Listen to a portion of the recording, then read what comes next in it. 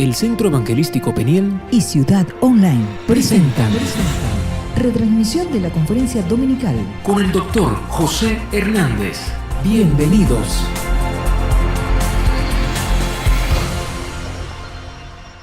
Tocantes a este tema que nos van a llevar a profundizar a ustedes y a mí más acerca de lo que se conoce con el nombre del reino de Dios.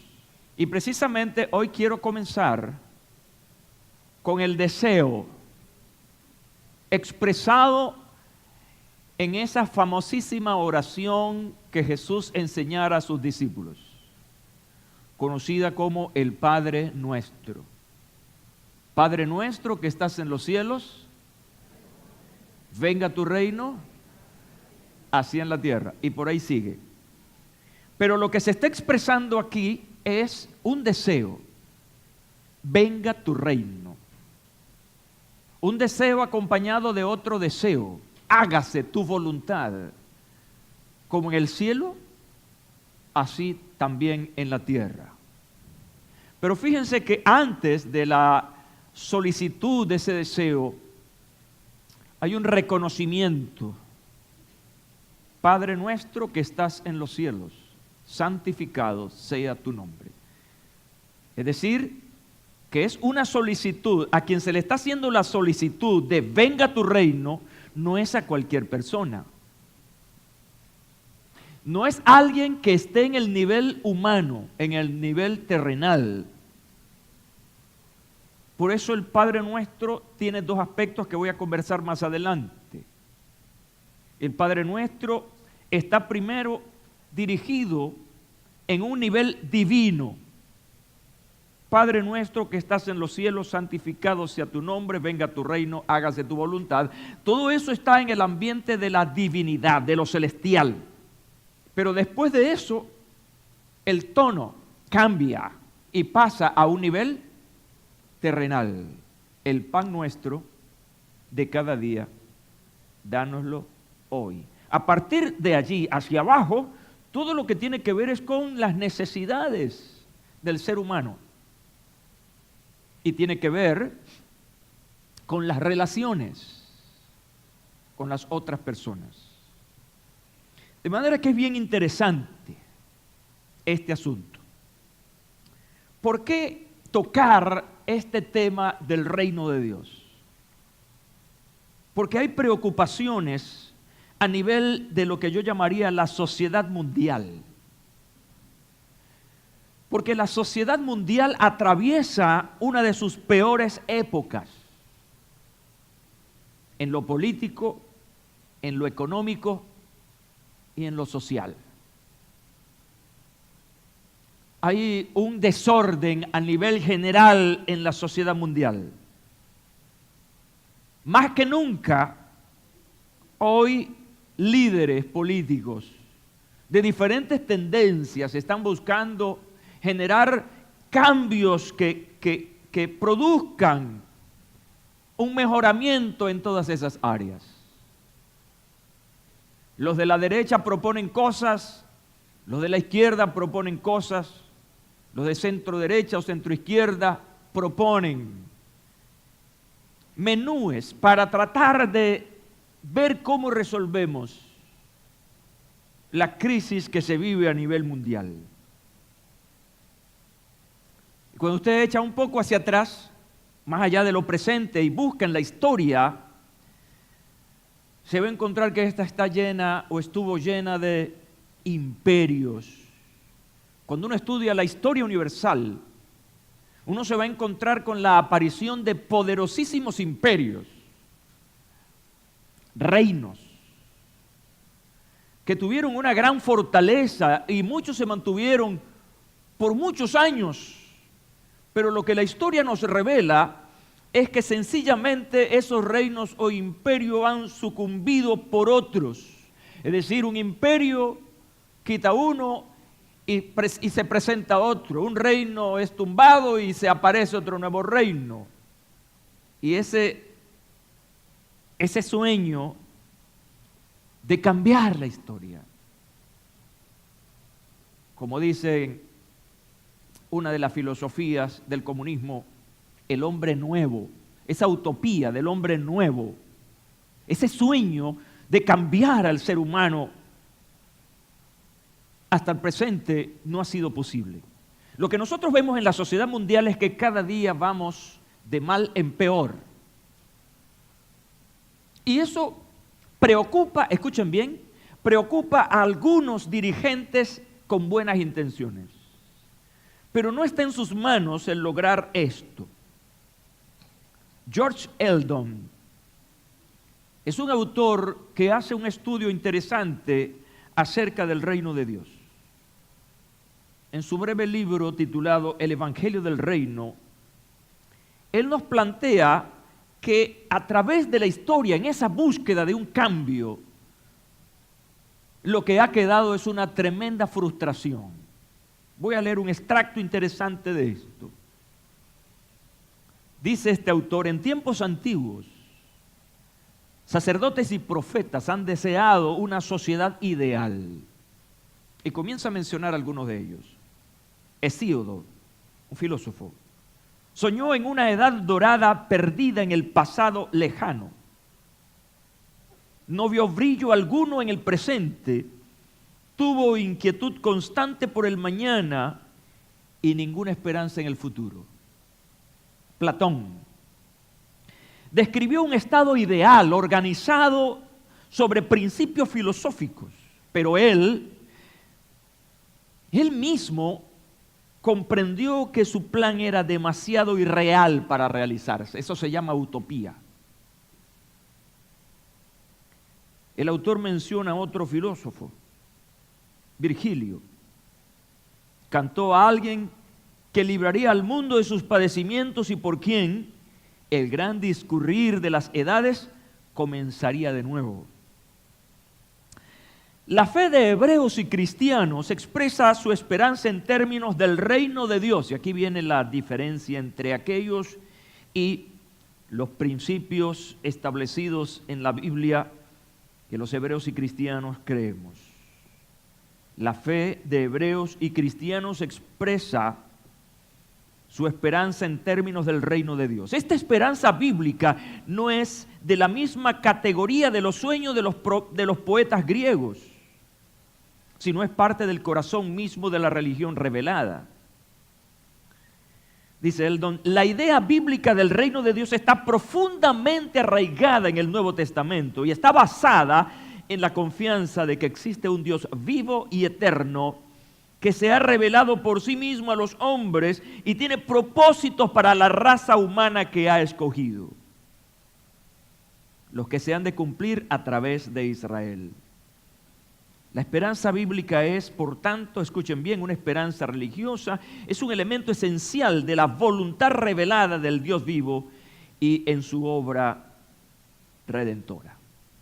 Quise compartir con ustedes esto porque es un extracto interesante de los esfuerzos humanos por tratar de traer un nuevo mundo, de traer una nueva sociedad, de traer un nuevo hombre. Pero que lo que nos dice es que esto terminó en una total frustración. Entonces el autor nos lleva entonces a una visión diferente de lo anterior, que no está fundamentada en la idea de los hombres, ni en una filosofía, ni ninguna ideología. Nace precisamente en el corazón de Dios para nosotros, para usted y para mí. Y esto entonces es lo que revela una esperanza. Hoy aquí hemos conmemorado la Cena del Señor, que nos habla precisamente de ese cambio, un cambio que se da a través del reino de Dios. Ese reino diferente al que se refirió el Señor Jesús durante su ministerio terrenal, como los escritores del Nuevo Testamento. Por eso cuando vemos todo esto, tenemos que ir a la referencia bíblica. El término reino de Dios, diga reino de Dios, se encuentra 52 veces en el Nuevo Testamento. Y la otra expresión, como se conoce el reino de los cielos, se encuentra 31 veces y la palabra reino como algo general 138 veces. Y el contenido de estas expresiones registradas en el Nuevo Testamento habla de las buenas nuevas del reino. Habla del reino y la justicia de Dios. Habla del Hijo del reino y de la palabra del reino. Jesús habló muy específicamente de su reino. Cuando usted ve, por ejemplo, el libro de los Hechos, dice que Felipe, que fue un gran predicador, un gran evangelista, predicó las buenas nuevas del reino de Dios y del nombre de Jesús. Capítulo 8, versículo 12 de Hechos de los Apóstoles. El apóstol Pablo, ese gran y prolífero predicador y maestro, alentó a los creyentes diciendo que era a través de muchas tribulaciones que se entraría en el reino de Dios. Y si seguimos viendo, los últimos 2 versículos de Hechos de los Apóstoles dice: y Pablo permaneció 2 años enteros en una casa alquilada y recibía a todos los que a él venían predicando el reino de Dios y enseñando acerca del Señor Jesucristo abiertamente y sin impedimento. Esto nos dice una cosa interesante. Si ves el Antiguo Testamento, vas a encontrar el reino de Israel. Vas a encontrar reyes en cantidades, todos los reyes que gobernaron al pueblo de Israel. La historia, el resultado de sus gestiones, allí están en el Antiguo Testamento. Hay el libro de Reyes, donde se habla de una manera clara acerca de cada uno de ellos.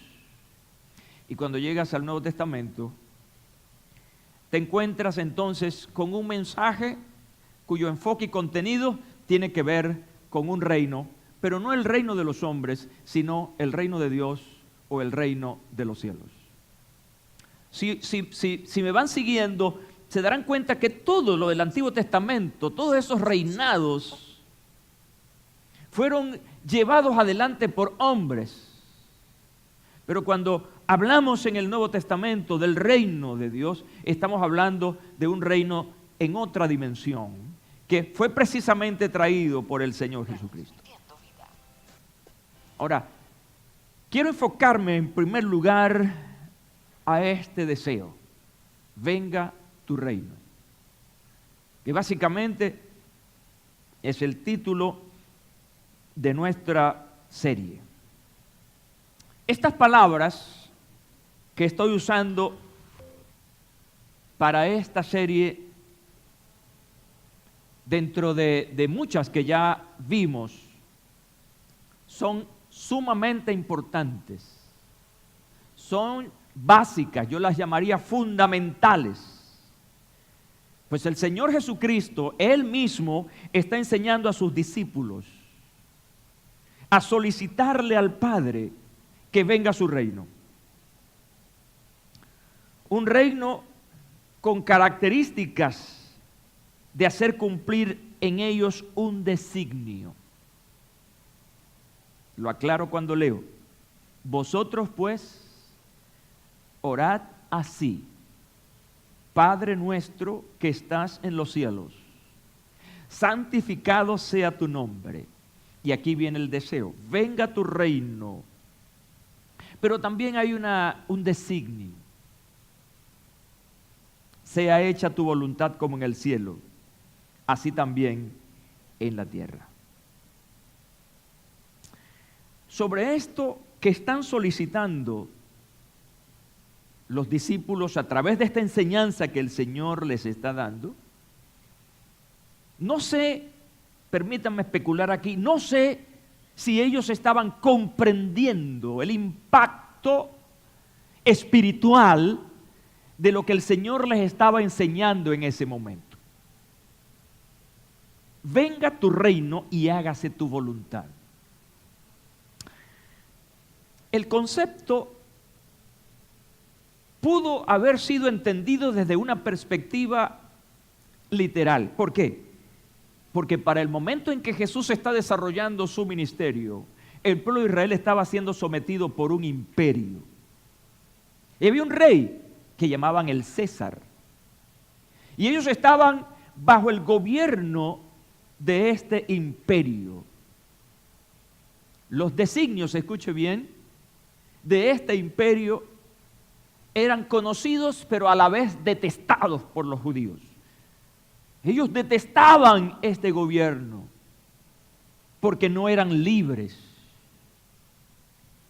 El concepto entonces nos lleva a la pregunta: ¿qué significa la palabra reino? Y cuando vamos al origen de esta palabra, en el griego básicamente nos encontramos con la palabra basileia. Basileia habla del poder, habla de la autoridad, pero no cualquier autoridad, la autoridad real, la autoridad de un rey. Basileia tiene que ver con la realeza, con la dignidad, con lo real y por supuesto con un reino. Ahora, como tal, ese reino debe estar personificado en alguien. Esa persona se le conoce con el nombre de rey. Y un rey es una persona que tiene soberano y supremo poder. Hay diferentes tipos de gobiernos. La democracia es diferente a la monarquía. En la democracia todos participan, escuchen bien lo que estoy diciendo, todos participan y todos tienen un poder de decisión. Ellos eligen su propio destino como sociedad. En la monarquía no hay la opinión de las personas. Todos los que están bajo el gobierno de un rey se someten irrestrictamente a lo que el rey dice. Es el que dicta las pautas. En sus manos está el poder de la vida y de la muerte. Por eso, esta definición de rey es una persona que tiene soberano y supremo poder. Y cuando se habla de lo real en el significado de Basileia, habla de lo que es propio de un rey. La realeza habla de la dignidad o de la función de un rey. Y un reino, escuchen bien, es el territorio, es lo físico, donde ese territorio está sumiso a la autoridad de un rey. De manera que vamos a encontrar muchos elementos aquí. Un gobierno, una ley, un territorio, ciudadanos. Todo eso converge en lo que es un reino. Eso lo vamos a ir viendo en el transcurrir de nuestra serie. ¿Por qué es importante hablar de esto? Aprenda una cosa cuando estudia la Biblia. Siempre lo he dicho e insisto. Cuando usted encuentra en la lectura bíblica, cuando usted encuentra en la lectura de un libro, el énfasis sobre eso quiere decir entonces que la centralidad del mensaje está fundamentada en eso que se repite. De hecho, la importancia de nuestra serie está allí, porque podemos decir abiertamente que la centralidad del tema revela ciertamente la misión del Señor Jesús. El reino revela, escuche bien, el reino revela la misión de Jesús. Como lo vas a ver ahora, Jesús vino a traer el reino de Dios aquí. Él vino como un embajador del rey a traernos el mensaje de ese rey. Es un mensaje que está determinado por una palabra, evangelio. Y la palabra evangelio significa las buenas nuevas noticias. El evangelio refiere la paz, el mensaje de paz de Dios con los hombres. ¿Qué habían escuchado ellos durante toda su historia hacia atrás? Ahora están escuchando algo nuevo. Ahora están escuchando un mensaje que viene directamente del cielo. Ya no es un profeta, es el mismísimo Hijo de Dios que ha descendido del cielo para traernos el mensaje del cielo, el mensaje de Dios. Entonces, cuando observamos esto, nos encontramos con las enseñanzas de Jesús. ¿Qué enseñó el Señor Jesús? ¿Cuál es el sentido amplio del mensaje del Señor Jesucristo? Sus enseñanzas pues tenían el propósito de señalar a los hombres que debían entrar en el reino de Dios. Jesús habló de la urgencia, escúcheme, de la urgencia de entrar en el reino de Dios. Mateo 5:20 dice el Señor Jesús, porque os digo que a menos que vuestra justicia sea mayor que la de los escribas y de los fariseos, jamás entraréis en el reino de los cielos. A menos que vuestra justicia sea mayor que la de los escribas y de los fariseos, jamás entraríais en el reino de los cielos. Había la necesidad de entrar allí. Obviamente, ciertas condiciones aplicaban de acuerdo a lo que el Señor estaba diciendo. Jesús no vino a colocar una opción, Él vino a colocar una necesidad. Cuando a ti te dan opciones, tú escoges cualquiera, pero cuando hay una necesidad prevalente en ti, tú vas a tomar esa necesidad. Y lo que Jesús estaba tratando de decir es que ustedes necesitan entrar en el reino de los cielos. Tu naturaleza, escucha bien, te exige un cambio. Tu condición como pecador te exige un cambio. Y lo que el Señor está diciendo es que ese cambio va a ser cuando entres al reino de Dios. Ya algunos se estarán preguntando, ¿y cómo hacer para entrar en el reino de Dios? No se me adelante, ya vamos para allá. Si no, hoy vamos después, pero vamos a llegar allí. Las palabras del Señor Jesús, que eran palabras poderosas, llenas de argumentos. Me encanta cuando leo al Señor Jesús, cuando leo al apóstol Pablo, con tantos argumentos para tratar de hacernos entender las cosas. Jesús estaba tratando de probar que el reino de Dios había venido hacia ellos. Hay dos cosas aquí que quiero que vean. Número uno, el reino de los cielos que viene. Pero quiero que vean cuál era el motivo de esa venida del reino de Dios. Levanta tu mano. El motivo eres tú que has levantado tu mano. El reino de Dios vino por ti, para que entraras en él. Y esto, gracias, y esto debe hacernos entender a nosotros la importancia que Dios en su Hijo Jesucristo nos está dando a cada uno de nosotros. Pero si por el Espíritu de Dios yo echo fuera a los demonios, ciertamente ha llegado a vosotros el reino de Dios. Quiero decirte que esto no es un hecho fortuito.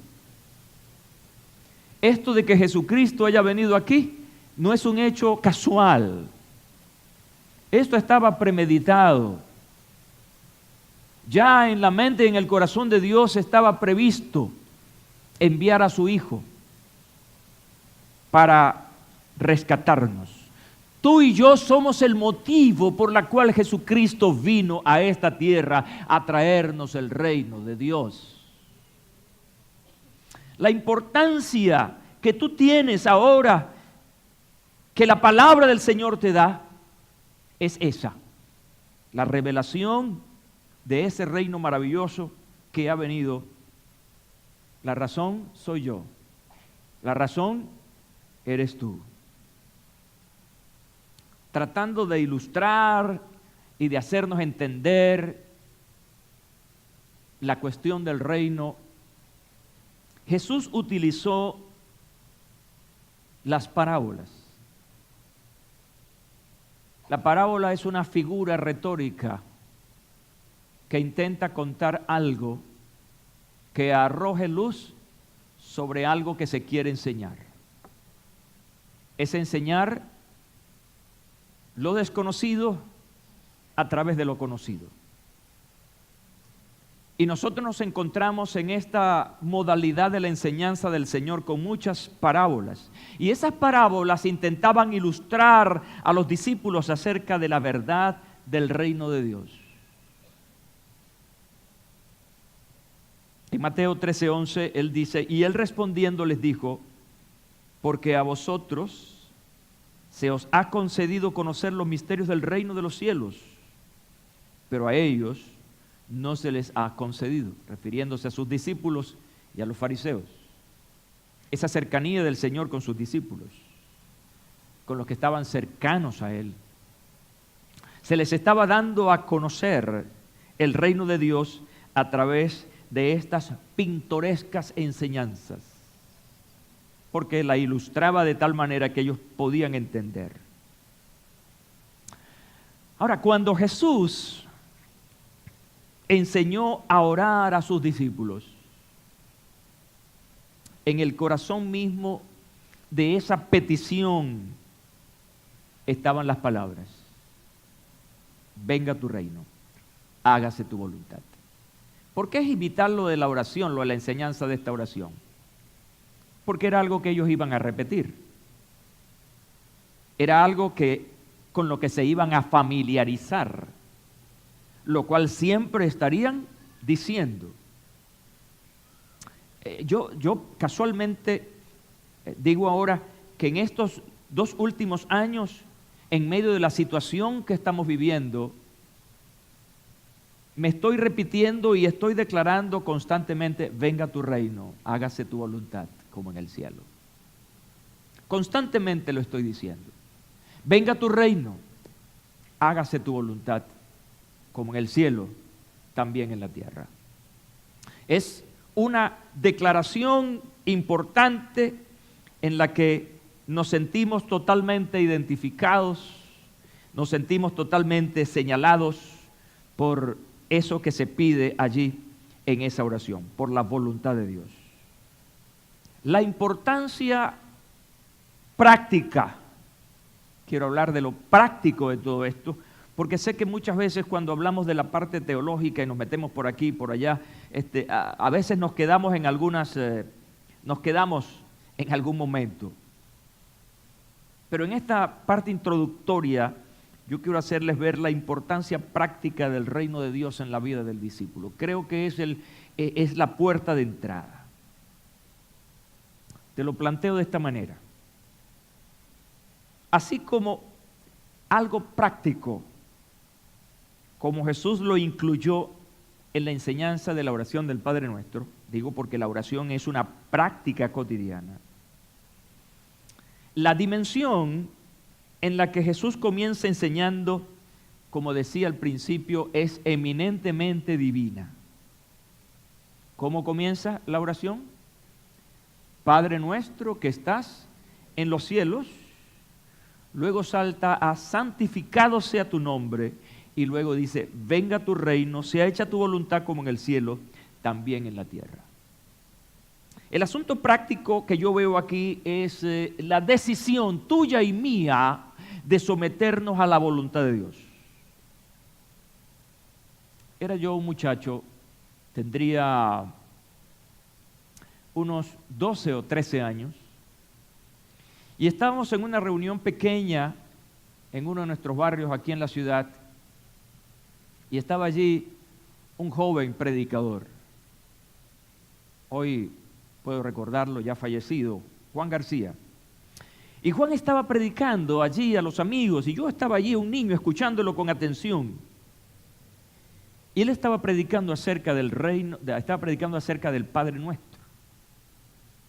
Y él comenzó a hacer énfasis en eso: hágase tu voluntad como en el cielo, también en la tierra. Y él enfatizaba eso una y otra vez, pero el asunto a donde él quería llegar al corazón de estas personas es: ¿cuántas veces, decía él, cuántas veces tú has repetido una y otra vez, hágase tu voluntad como en el cielo, también en la tierra? Y a continuación planteaba una pregunta: ¿te estás sometiendo a lo que estás declarando? ¿Estás viviendo realmente en la voluntad de Dios, o simplemente eso es un discurso, es retórico, es una repetición vana? Por eso yo digo que hay una importancia práctica en la cuestión del deseo del reino de Dios. No tendría ningún sentido que hiciéramos énfasis en el reino de Dios, en el reino de Dios, en el reino de Dios, pero no estamos viviendo según las pautas y las normas del reino de Dios. Porque el reino de Dios, ¿qué nos pide? Que nos sometamos a la voluntad ¿de quién? Del Rey. Y a veces el Padre Nuestro se convierte en algo romántico, en algo artístico, como un poema, donde lo declaramos, pero no lo vivimos. De manera que mi énfasis durante estos días, durante estas semanas, está en la practicidad de este asunto. Ciertamente necesitamos el conocimiento acerca del reino de Dios, pero necesitamos vivir en la práctica el reino de Dios. Que tú y yo podamos decir, el reino de Dios ha llegado a mí. Porque cuando el reino de Dios llega, que llega primero a tu corazón, entonces ya no vives tú según el sistema, ya no vives tú según tus deseos, sino que se hace la voluntad de Dios en ti. Estaba hablando con unos colegas estos días sobre la profundidad de como en el cielo. Como en el cielo, así también en la tierra. Y uno se preguntaba, nos preguntábamos ahí los pastores, amigos míos, ¿cómo se hace la voluntad de Dios en el cielo? Piensen un momento en eso, por favor. Desarrolla un poquito la reflexión sobre ¿y cómo es la voluntad de Dios en el cielo? ¿Has pensado sobre eso? Se levantan los ángeles y dicen, Señor, yo he pensado que mejor lo haces así. ¿Harán los ángeles eso en el cielo?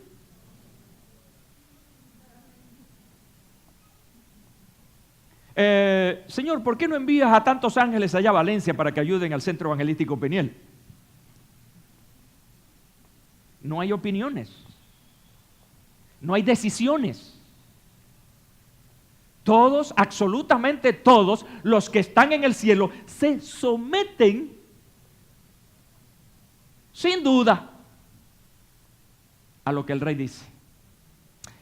¿Acaso queremos nosotros que sea así en la tierra? No hablemos de la tierra, hable de usted. ¿Estamos realmente nosotros haciendo que el reino de Dios viva en nuestros corazones? ¿Quién está decidiendo tu vida? ¿Quién está decidiendo la vida de tu matrimonio? ¿Quién está decidiendo la vida de tus hijos? El salmista dice, si el Señor no edifica la casa, escucha bien lo que dice, en vano. No tiene sentido que lo hagan los trabajadores. Por eso para mí esto tiene una importancia práctica. Porque he leído y he estado escudriñando más en estos días acerca de esta cuestión del reino, y hay tanta teología, hay tanta exégesis, hay tanto conocimiento e ideas diferentes acerca del reino. Pero mi preocupación está centrada en que, José Hernández, estás viviendo tú según los designios del Rey. ¿Estás dejando que la voluntad irrestricta de Dios se cumpla en tu vida o estás viviendo según tus propios deseos? Creo que ahí es donde hay que meter el dedo. Y ahí fracasa, escuchen bien lo que estoy diciendo esta mañana, ahí fracasa la iglesia. Ahí fracasa la religión. Ahí fracasan los ministerios, simple y llanamente porque no estamos haciendo lo que el Rey quiere. Y voy a confesarles esta mañana que no es fácil dejarse gobernar. ¿Recuerdan aquella promoción? María Cristina me quiere gobernar. ¿Y qué decía entonces la otra parte? Yo no me acuerdo bien lo que decía. María Cristina me quiere gobernar. Los muchachos están diciendo, ¿y qué broma es esa? Bueno, eso pasó hace algún tiempo atrás. Dejarse controlar, dejarse gobernar es algo tan difícil. nos resistimos. Hay resistencia. Por eso hay problemas en los matrimonios. Por eso hay problemas entre los padres y los hijos. Por eso hay problemas entre los gobiernos y el pueblo. Porque hay una resistencia al sometimiento, a la sujeción. Y cuando el reino de Dios llega a ti, cuando tú recibes el reino de Dios, mira, la única manera de que tú puedas tener una perfecta comunión con ese reino es que te sometas a Él. No hay otra.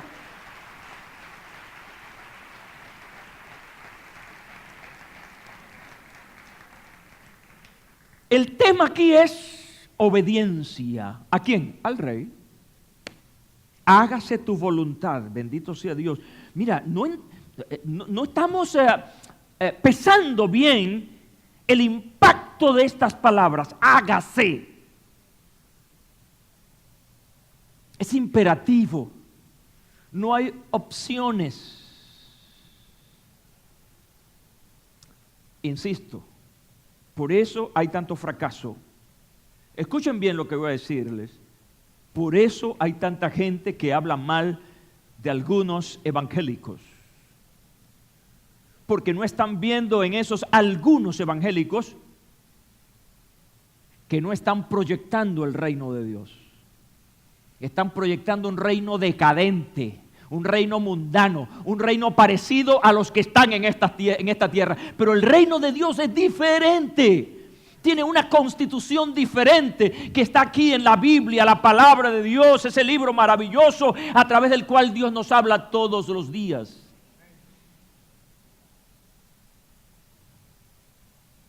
Jesús recalcó la importancia del reino y lo da como una prioridad, y aquí está lo práctico del asunto.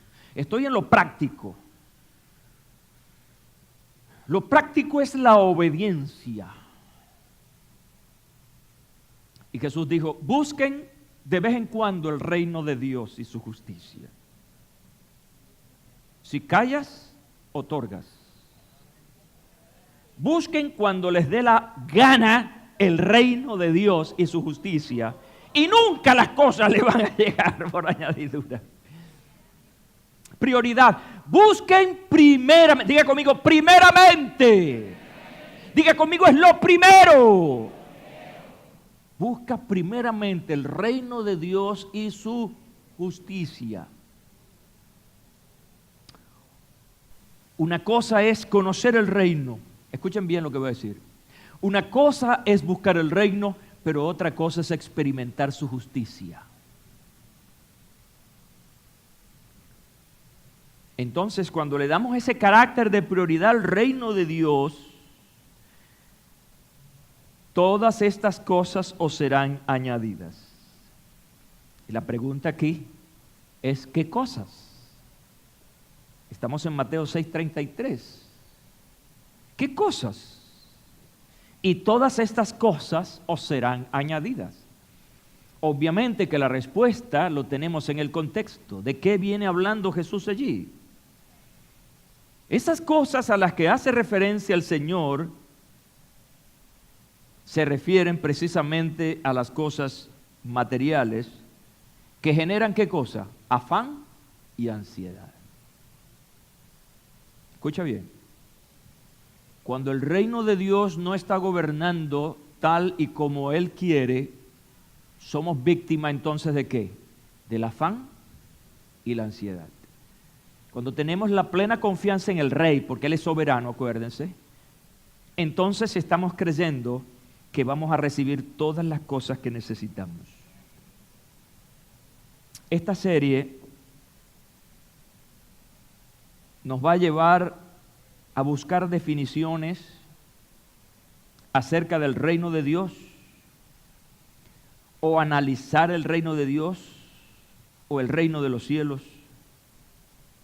Nos llevará a vivir en el reino y responderá a la pregunta de cómo hago para que ese reino entre en mí. Entre otras cosas muy importantes. Pero insisto, lo fundamental es traer el asunto práctico, que no es otra cosa que someterse a la voluntad de Dios. Insisto, ¿cuántas veces oras esto? Venga tu reino y hágase tu voluntad. La pregunta del cierre es, ¿te estás sometiendo a la voluntad de aquello que estás pidiendo? La prioridad entonces, amigos y hermanos, es buscar el reino de Dios y su justicia. Y las demás cosas serán añadidas. Pónganse de pie, por favor.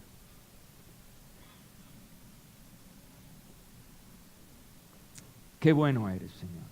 Ponga su mano derecha sobre su corazón, por favor. Aleluya. Gracias, Señor. Y vas a orar después de mí. Dile al Señor, Señor Jesús, te reconozco como el Rey. Yo he decidido que tu reino venga a mí. Cuando te confesé como mi único y personal Salvador, ese día yo invité tu reino para que gobernara desde el centro del gobierno de mi vida, que es mi alma. Te doy gracias, porque hoy puedo decir que tu reino ha venido a mí. Solo quiero hoy pedirte que me ayudes, porque me he resistido una y muchas veces a tu gobierno. Mis pasiones, mis deseos han debatido con tu decisión. Hoy te pido que me perdones. Perdóname, Señor. Y hoy quiero reiterarte, Señor, deseo, necesito hacer tu voluntad. Gracias, Señor Jesús. Gracias, Señor. Gracias, Señor. Gracias, Señor. Aleluya, gracias.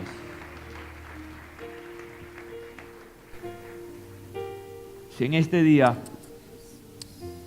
algún amigo, alguna amiga que todavía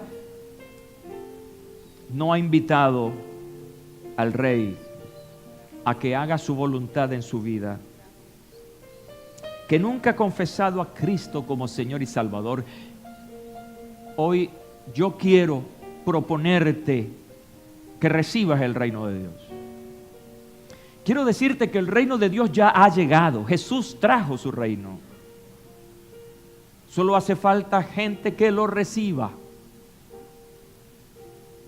Te propongo que recibas el reino de Dios. Recibe a Jesucristo como tu único y personal Salvador. El Centro Evangelístico Peniel y Ciudad Online presentaron retransmisión de la conferencia dominical con el Dr. José Hernández.